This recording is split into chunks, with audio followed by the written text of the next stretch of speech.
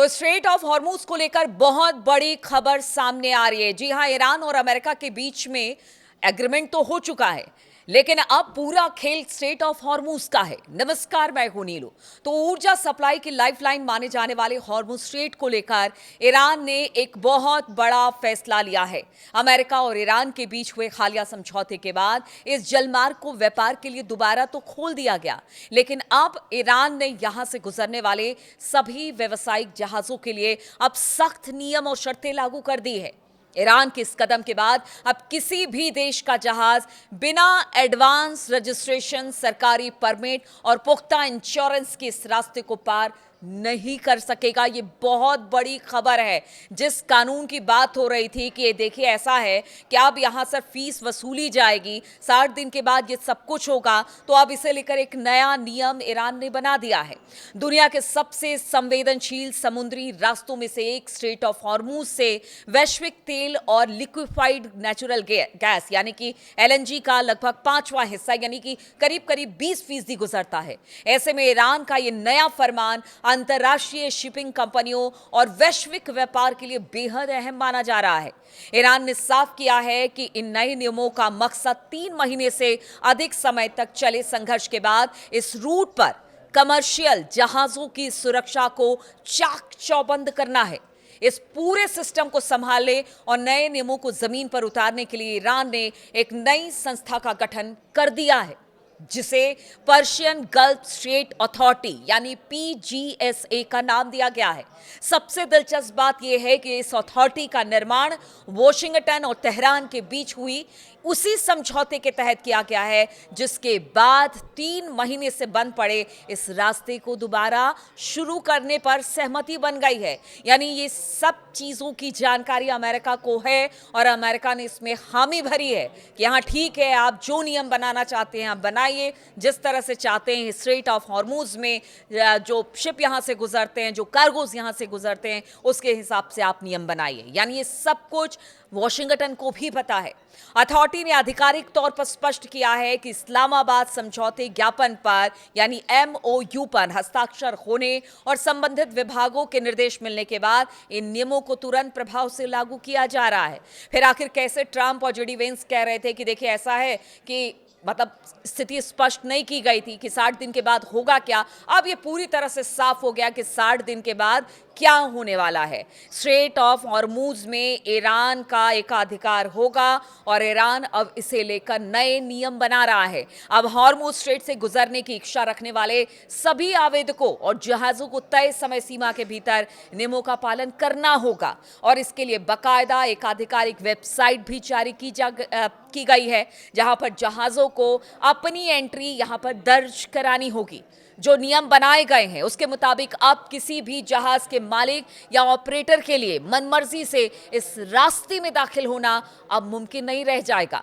जहाजों को Hormuz strait की सीमा में पहुंचने से कम 48 घंटे पहले ट्रांजिट रिक्वेस्ट यानी कि गुजरने की अर्जी सबमिट करनी होगी।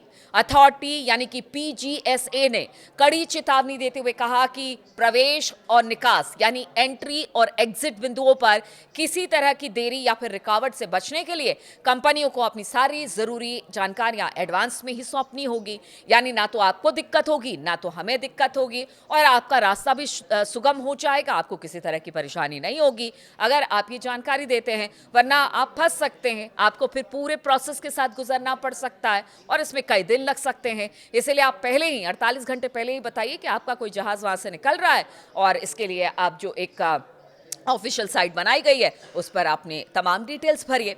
सोशल मीडिया प्लेटफॉर्म एक्स पर जारी एक बयान में अथॉरिटी ने साफ किया है कि जब तक जहाजों के पास वैध परमिट और आवश्यक इंश्योरेंस नहीं होगा तब तक उन्हें जलमार्ग में प्रवेश की अनुमति नहीं दी जाएगी।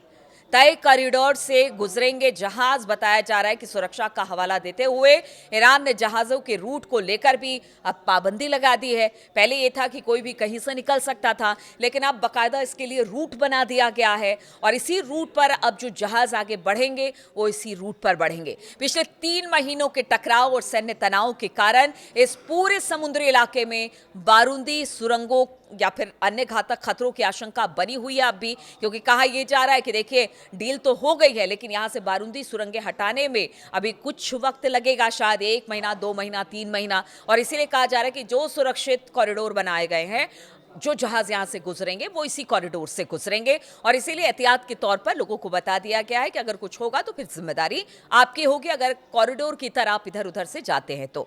और इसी को ध्यान में रखते हुए ईरान ने विशेष शिपिंग कॉरिडोर निर्धारित किए हैं। सभी जहाजों को अनिवार्य रूप से सिर्फ इन्हीं सुरक्षित रास्तों से होकर गुजरना होगा, ताकि वो किसी भी संभावित हादसे या किसी भी प्रॉब्लम में ना पड़े।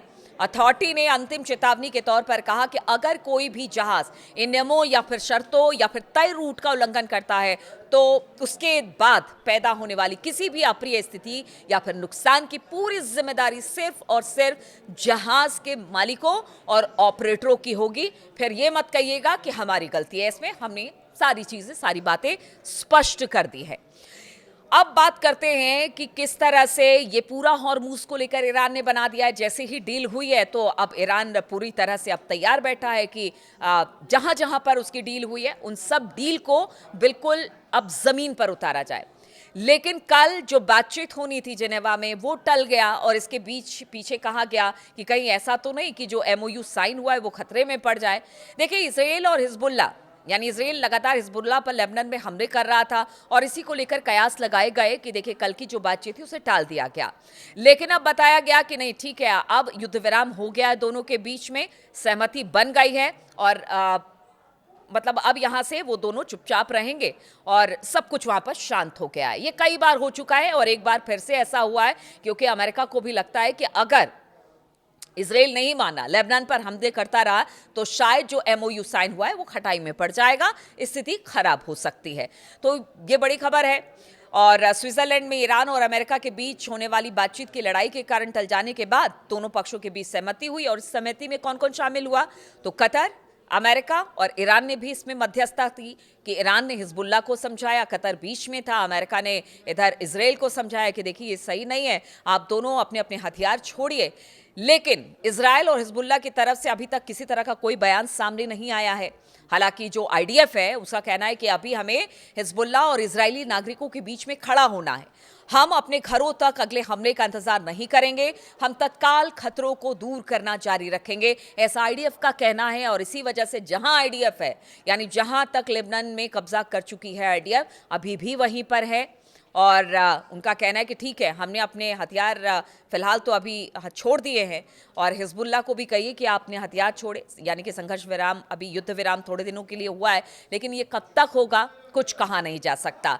उल्लंघन हुआ है और यहाँ पर उन्होंने कहा है कि लगातार हिजबुल्ला के हमले में हमारे लोग भी मारे जा रहे हैं और अपनी नागरिकों की रक्षा के लिए आवश्यक है कि इजराइल हिजबुल्ला से लड़ता रहेगा। तो ये शांति कब तक की है नहीं पता, लेकिन हम ये कह रहे हैं कि जो फिलहाल स्थिति है अभी तो एमओयू के हिसाब से ही आगे बढ़ी है। लेकिन हॉर्मूज को लेकर जो बड़ी खबर आ रही है वो ईरान के लिए बेहद कह सकते हैं अच्छी खबर है, ईरान के हिसाब से, क्योंकि देखिए ईरान ने सही में बहुत ज़बरदस्त तरीके से निगोशिएट किया अमेरिका से और यहाँ तक कि अब हॉर्मूज को लेकर नियम बनाने की बात भी कर दी गई है और उसे लागू करने की तरफ अब वो आगे भी बढ़ रहा है। तो ये 2-3 खबरें हैं जो कि ईरान के लिहाज से बेहद अच्छी खबर मानी जा रही है। ईरान ने जो कहा वो करके दिखाया, लेकिन दूसरी तरफ लेबनान पर अभी भी टेंशन बरकरार है। कल तक हमने देखा कि किस तरह से इजराइल ने हमला किया लेबनान पर, कई लोग मारे गए हैं। इधर आईडीएफ का दावा है कि उसके भी कई सैनिक मारे गए हैं। लेकिन अभी शांति है, लेकिन कब तक ये शांति होगी कुछ नहीं कहा जा सकता।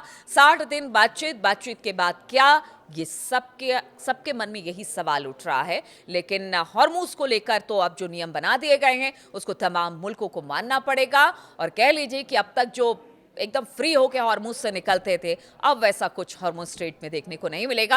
हालांकि सुखद खबर यह है कि यहाँ से अब जहाज निकल रहे हैं और तेल गैस की आवाजाही हो रही है, जो कि पूरी दुनिया के लिए एक अच्छी खबर मानी जा सकती है। बहुत बहुत शुक्रिया मेरे साथ इस बातचीत में जुड़ने के लिए। और हॉर्मूज स्ट्रेट जिस तरह से खुल गया है, अब नियम बनाने की ईरान बात कर रहा है, उसको लेकर क्या सोचते हैं ज़रूर कमेंट करिएगा, आपके कमेंट का इंतजार रहता है।